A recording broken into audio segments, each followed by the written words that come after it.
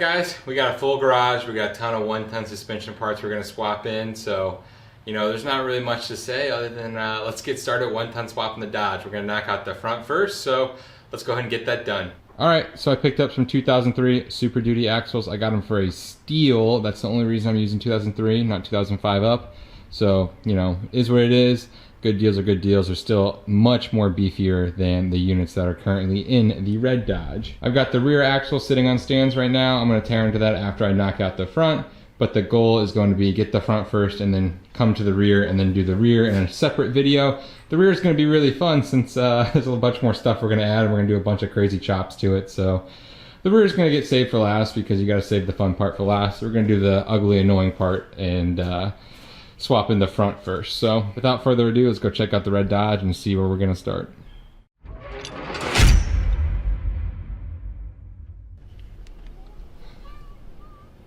Alright, not a lot to say that you haven't already seen. We blew up both outer shafts of that Dana 44, so we're swapping the tons. Not a lot to say about it. Biggest thing to say is it's going to be a real fun time starting to take this apart.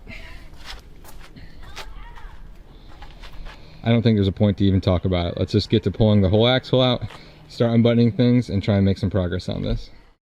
Alright, so here we are. We got most everything removed. All we got to do is yank the axle at this point. So when working with removing old, dirty axle components and removing everything that you don't need, it's really easy to get carried away with what you cut and what you just unbolt. So here's a quick tech tip though.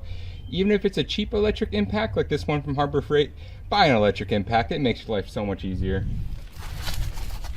You don't have to run compressed air out, and that thing is plenty strong to get every single nut and bolt, no matter how frozen it is, off a truck. So that's my go-to tool. All right, so where was I? I've got a nice little strap around the axle. Everything's taken off.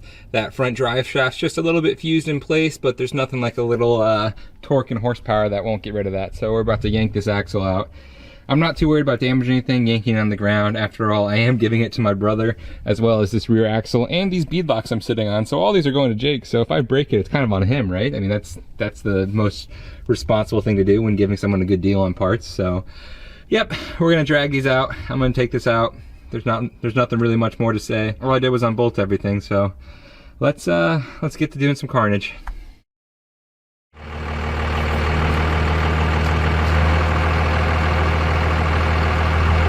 So here I am pulling out the front axle of the red Dodge, and you can see right here, this was plenty of room to just lift it up and put it in my truck bed. But since I'm giving this to my brother, I'm just gonna go ahead and yank it about 5 more feet. You're welcome, Jake.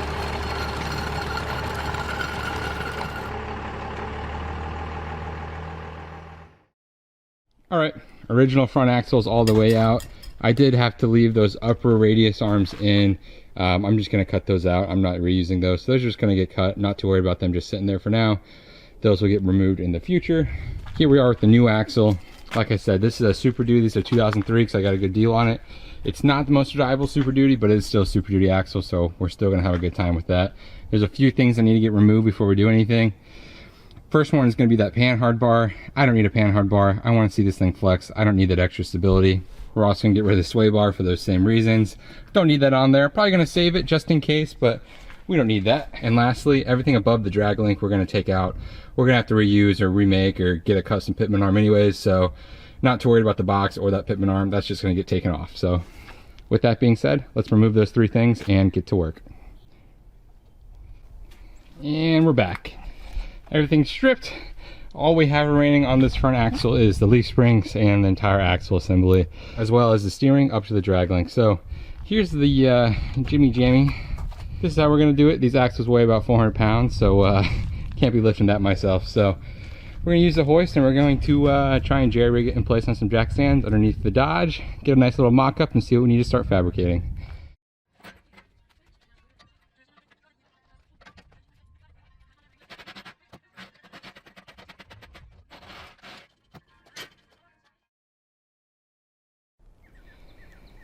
I am like actually sore, like all the muscles in my body wrestling this into place, but here we are. We got this massive hunk of a Super Duty axle underneath the red Dodge.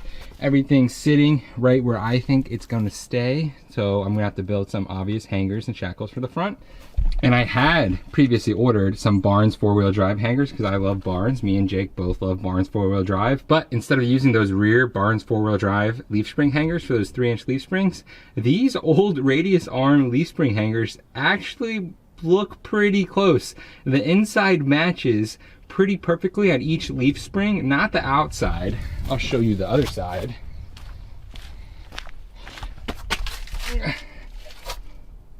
As you can see, that leaf spring in there, once the axle gets centered up, will pretty much match right on that inside flange.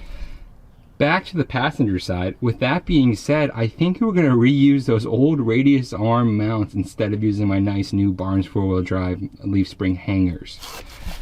And all I'm going to do to accomplish this is just cut that outer mount in a little square around where the ear is, put a bolt through both the leaf springs on each side, and then wherever that piece of steel that I cut matches back up, I'm gonna weld it, I'm gonna gusset it, and I'm gonna fish plate it. And I think that's gonna be our plan.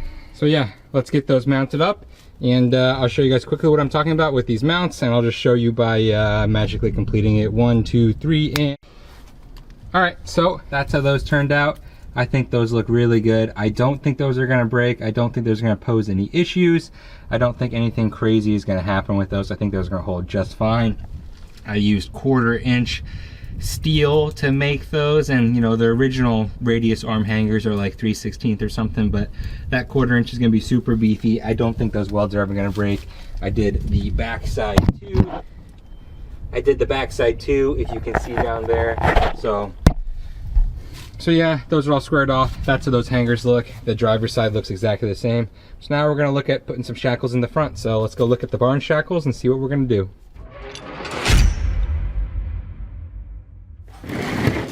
All right, so this Barnes kit is really nice. I've got some bushings, some spacers, some inserts for the bushings, and then I got 4 8-inch boomerang shackles. So these are really simple. All you do is put a spacer and an insert through the bushing, both sides.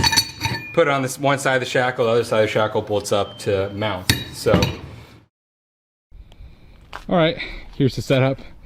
Got the axle and the leaf spring sitting about even how I want it.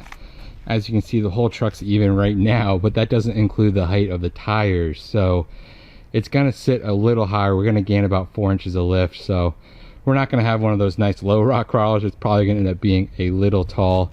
Right now I'm just staring at these shackles trying to get the geometry right. So after I get done staring at this and I feel like I'm confident with the solution, I'm going to weld in some perches underneath here, do a bunch of gussets, bunch of fish plates, cut into this, make everything strong, weld the shackles in. So this is how the Barnes mounts turn out when they're welded. I still have to put the bushings and the inserts in this one, but you know, at the end of the day, it's probably gonna sit right about there and catch those shackles. So I'm gonna sit here and stare at, make sure my geometry's all right, and then once I figure out a solution, I'll chime back in. All right, so what I just did was tack my frame mounting plate to the hanger for that shackle. That way I know it's nice and secure. I'm gonna go ahead and pull it up towards the frame, make sure everything looks nice and pretty, and then I'm gonna weld this hanger and everything in place while it's not attached to the frame. That way I get good clean welds in this bottom part, and then I can go weld the top part afterwards. So that's the plan.